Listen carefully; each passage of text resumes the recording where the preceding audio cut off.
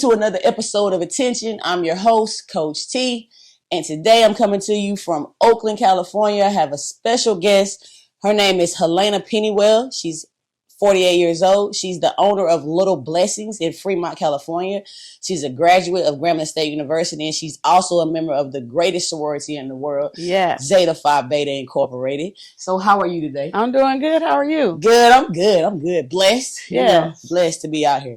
So personally for you, do you need to be, to feel, or to have? For me, I think it's important to be. I've already been through feeling things in my life. I've been through having things, and I feel like I have all of what I need, and what I need will come. But to be present, just to be here and be here for my father, mainly because he's going through a lung disease. He has some scarred lungs. And so to be present, be here for my family, to be here for my son, just to be in the moment of life is most important to me. I'm sorry to hear that. And I know, we're going to say a prayer for your dad. Thank you. Oh, he pushes through. So would you say that since that's going on in your life now, that through the stages of to be, to have, to feel, that a person could hit 3 stages of all? Absolutely. At a point in their life. Absolutely. I'm kind of thinking so now. Since I started asking that question, I'm starting to realize that a lot of people are like, I used to this and that. Yeah. So, I think it's a very good question to know so we can, know how others think. Absolutely. You know what I'm saying? So that way we can control our reactions to it, Absolutely. All right. So give us a little bit about your background. A little about my background. I grew up in San Jose, which is like 30 minutes from here. I was born and raised there. Completed high school, went on to college at Grambling State University, completed my degrees in business management and in hospitality management. Then I worked in hotels for about 4 years as a hotel manager. But prior to going to Grambling, actually, when I was 12, I started my babysitting service, which kind of led me to where I'm at today with the daycare. Okay. So I kind of did the hotel management thing for like 4 years and then decided that it was too stressful. That's not what I wanted to do. So I went back to my passion, which is working with kids. Okay. And so I've been licensed in the daycare for 19 years now. Okay, so why the daycare? Like, where'd the passion come from? Ever since I was, as long as I can remember, I've always loved kids, and that's what made me start my babysitting service at the age of 12. I started off, my dad helped me put an ad in the Potpourri, this little paper in San Jose, and I put my ad in there, and I immediately got an overwhelming response. I had to kind of recruit 3 of my friends to kind of help out because I can only take on one family at a time. And I worked with one particular family. Every weekend I watched their kids. They had a 2-year-old and a 4-year-old, and I'm 12. Mm-hmm. So I'm doing lightweight cooking, playing with them, cleaning. I'm at their house, kind of like a nanny almost type situation, but on Friday and Saturday nights while they, went out on date nights and stuff like that. And I've always loved kids. I got a passion for children and a passion for helping others, working in the community. Okay. So would you say that you value honesty, integrity, or loyalty? I would probably have to say I value integrity the most. Okay. Integrity and honesty actually kind of go hand in hand, because your integrity is your character, who you are. And if you value, who you are, value other people, it shows in your character, which brings out your honesty in a sense. If you're an honest person or not. I've dealt with all kind of different type of people. So yeah, I've had, just dealing with daycare in itself. Right.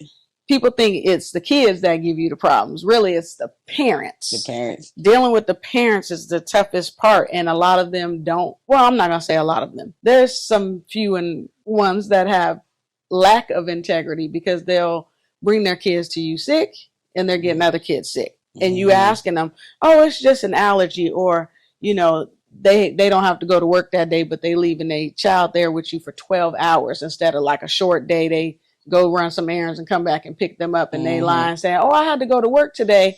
And they didn't have to go to work today because somebody else worked at that same company and the company shut down. Right. Right. So dealing with that kind of stuff. Right. So what was the process for you starting a successful daycare? Actually, the process came from me getting injured when I was working. I was 3 months pregnant with my son, and I actually had a slip and fall. I was going into a building. I was working at night because I was pregnant. I was doing security. It was actually my part-time job. And so I was going up the stairs and I was falling forward. So to avoid losing him falling on my stomach, I turned my body to the side and hit my shoulder. So I went through 9 months of pain, and going back and forth to the doctors, and they telling me, oh, it's in your head. And this guy was like, no, I am hurt, like really hurt. But you know how it is when you get hurt on the job, they send you to their doctor, you go to this evaluation. They end up hiring this lady that was like a case, some kind of case specialist. I forget exactly what her title was, but she went with me to a couple of the doctor's appointments. There was like, there's no way that she's faking. She can't be faking. And so by the time they wanted to order the MRI, which I was trying to do in the beginning when I was 3 months pregnant, they was trying to do it now when I was 8 months pregnant. And no, of course, no one's going to do it at that stage. You in your third trimester of pregnancy, they're not going to do an MRI. And so I had to wait until after I had my son and recovered from my C-section. Then I had an MRI done, and then they saw that I had a torn rotator cuff, and all my bicep tendons pretty much in my arm were all torn and had to be repaired. So I had to wait kind of until my son was 6 months old, when he was crawling, moving around with my parents, till I can have the surgery. And so in doing that and going through that whole process, I went through occupational therapy and vocational rehabilitation and physical therapy. And in the vocational rehabilitation, one of the ladies asked me, what are you passionate about? Because you're not going to be able to go back and do what you were previously doing. I said, I'm passionate about children. She said, have you ever started? I heard you talk about you used to work in the daycare and you used to work as like a babysitter. Have you ever thought of opening your own daycare business? And I said, it was a rough thought, but I didn't put a lot of thought into it. And that's how I ended up opening up the daycare, because I went through that process and she was like, this is what you need to do. Did all the research, and here I am 19 years later. All right. So what do you feel sets your daycare apart from others? Well, I have a home daycare. So my daycare is small. So I'm only licensed for up to 8 children. Okay. So daycares get a bad rep. So a lot of people think that you send your child to a home daycare, oh, they just there watching TV, they feeding them, keeping them safe, and that's the extent of the day, and they charging you X amount of money per week. Right. That's not the case in my daycare. Okay. I specialize in special needs children. So I have about 3 children there that are autistic out of the 7 that I have. Okay. So they're on different ends of the spectrum, from mild to moderate to severe. And so in dealing with those children and trying to integrate them into the just the daycare, so they can live out a normal, life as being in the daycare with regular children per se.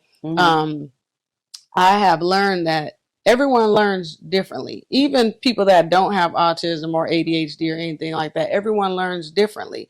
And so what I've done in my childcare is we have group learning with the kids all together, where they're doing a lot of the basic concepts as a group together. But I also have an individualized learning plan for each child. Okay. So I take what level that they're currently at and what piques their interest to learn. I take that and turn that into their own lesson plan and go start from there, and then move them into where they need to be going into kindergarten. Okay. So depending on where they're at academically, I take them from there and move them to where they need to be. That's awesome. And a lot of daycares don't do that. And so that's what sets me apart. So my wait list is like long. Oh, you got a wait list, baby. Okay. People be waiting to get in. Like I have one lady, she just came by this past Thursday. She couldn't get in when she wanted to, which was like in March. So she put her child in a temporary, facility, another home daycare, and she's not happy. So she was still on the waiting list. She never took herself off. So when I called her, she was like, can I come by like tomorrow? Because I need to get him in, because the place where she is at, like her son, he he has allergies. He gets dry nose really, really bad. So his nose bleeds a lot. They complain about his nose bleeding.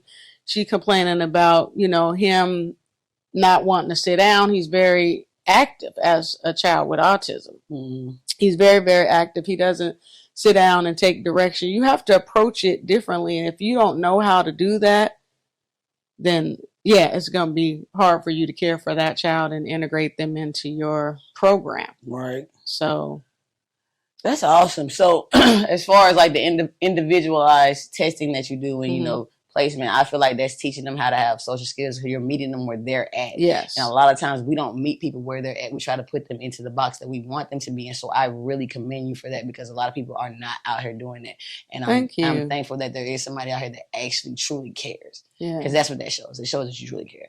Thank you. So how did you develop community support for your daycare? We do a lot of different things in the community.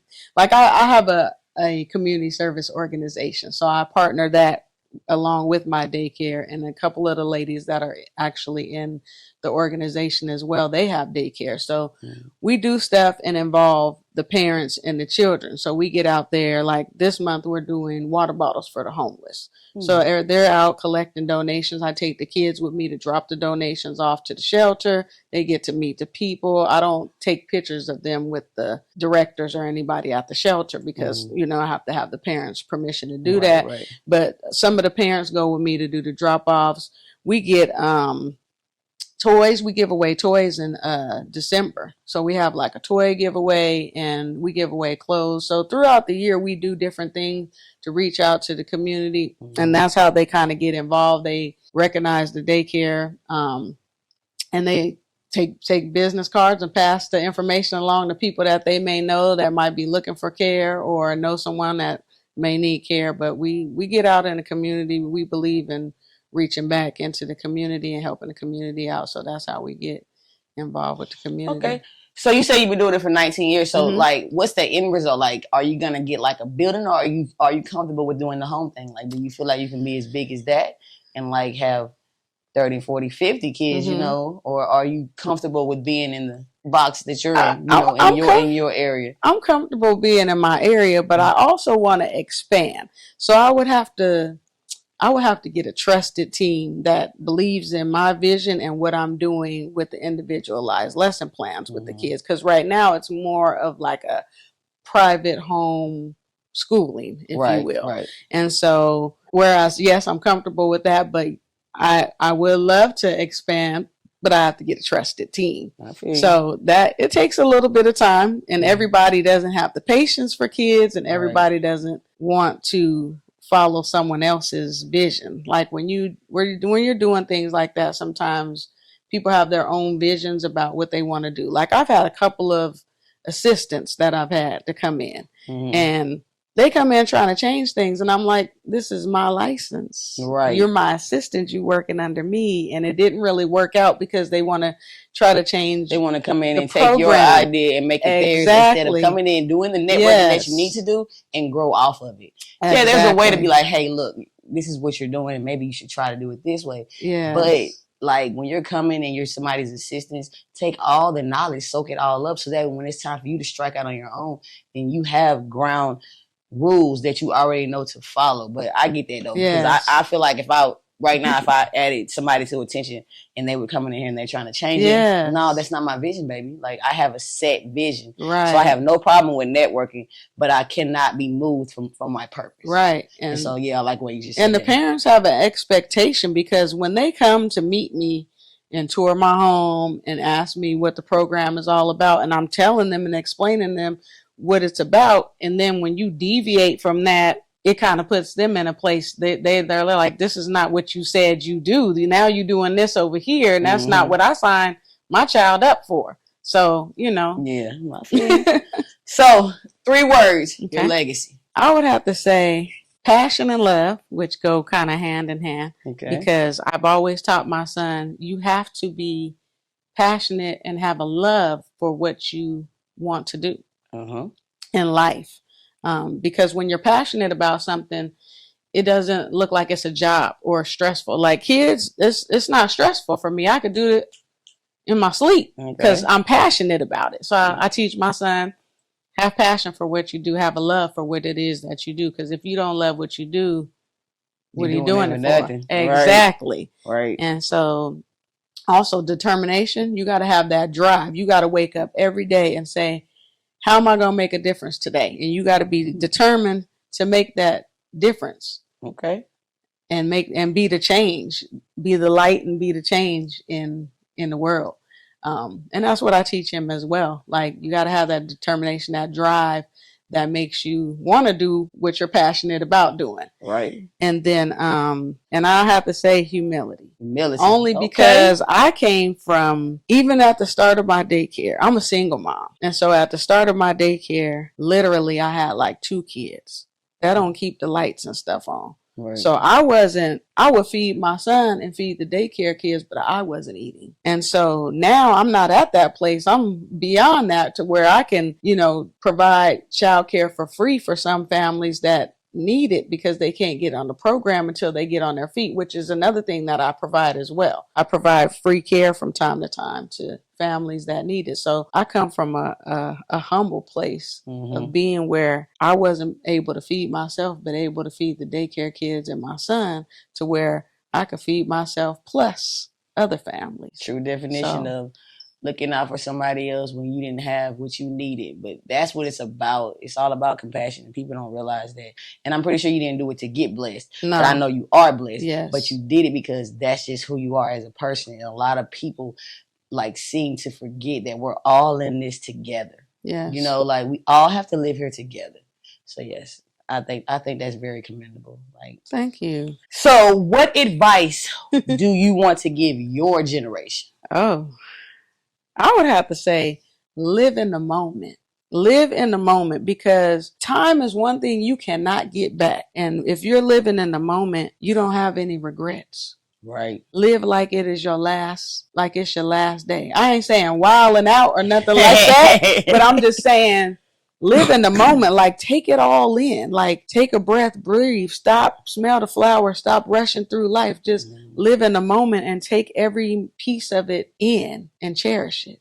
Yeah. That's what I would say, because we live in a time where there's a lot of negativity across the social media and stuff like that people be putting out there that feeds into you, and it causes, when you feed negative stuff into your mind, therefore you start thinking negatively. And so if you living in that place of negativity, you're not living in love and living in the moment. You got to put those positive thoughts and affirmations in your mind, live in that moment and in that time, because you're not going to get that back. True. So you got to change or alter sometimes the way that you're thinking or what's being fed into your mind. Yeah. Because you will get caught up in the negativity because it's so praised. Yes. So it's like sometimes you don't even want to be a part of it, but you just find yourself being a part of it because, hey, everybody else is doing it. But I'm a leader, so I don't really like to follow nobody. I'm that person. We be in college and they'll be like, hey, we going here. I'm going here, so who ride with me? You feel me? Right. For real. I feel you. What do you feel needs to be brought to the world's attention? A lot of what I'm dealing with, and these kids are younger that I'm dealing with, but mental illness and trauma in our youth and kids is very, very real. And I don't feel like there's enough attention being brought to it. Number one, the youth are, like I said, on the social media, all the negativity. I've had, unfortunately, a couple of kids in my daycare that have killed themselves. And I'm talking about in their older years, not in care with me, but since they have gotten older, because of things that happen, cyberbullying and on social media, the bullying and being jumped at school and stuff like that, and not feeling love from their parents because either their parents split into 2 separate households or there's constant arguing at the home. There's a lot of trauma. I have kids sometimes that come into my daycare from home, every day, and you can tell that something has happened within the home. Even though the child can't talk, you can see the difference in them. And so I try my best to feed as much positivity, words of encouragement to the child, show them as much love as I can, so that way they know that, number one, my home is a safe space. Number two, somebody loves them, even if they're not feeling it. But there's a lot of trauma that goes on, and I think that needs more attention in our world. How do you think we would go about bringing that to the attention, to the forefront? You know, because that is important. Mental. I feel like a lot of people don't know how to control their emotions. Right. I feel like, you know, we're living in a society where it's cool to act a fucking ass. Mm-hmm. You know, just because you're pissed off or something happens to you. You know what I'm saying? And that's just that's just not what we need to be out here doing, bro. Yeah. There's always a way to, more than one way to skin a cat. Right. Like, instead of always engaging, we should try disengaging. Right. And it's not saying, hey, I'm a punk, or hey, you know, like I'm scared. It's saying, hey, I don't have time for this. This is so small. So you think I'm about to lose my life for something this small?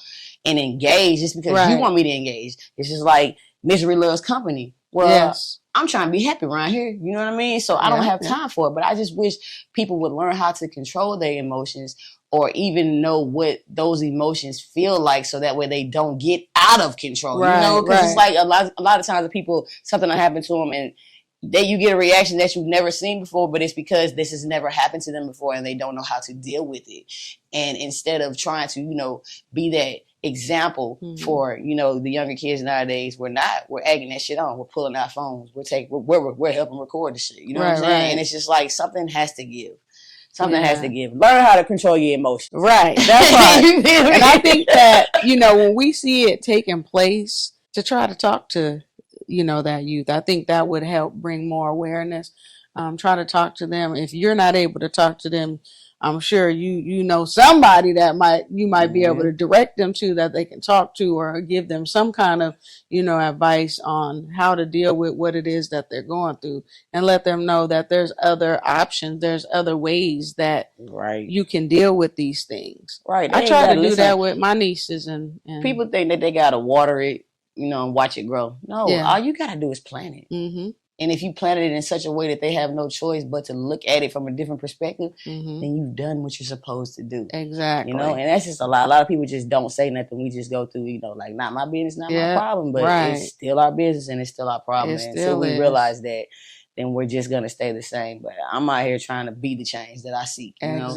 And so that's where I'm at with it. Well, I want to say thank you for being a guest on Attention. Like, I really, really had a great time with you, talking to you. I'm so happy about the daycare, and I know that it's going to be great, great things coming from that way. Thank y'all for tuning in to another episode of Attention. Remember to hit me up at sunflowerspeaks@gmail.com if you want to be a guest, you have a topic that you want me to discuss, or you just anything. Hit me up. You know what I'm saying? Also, subscribe, like, share. Yes. Remember, experience to teach. Don't just learn.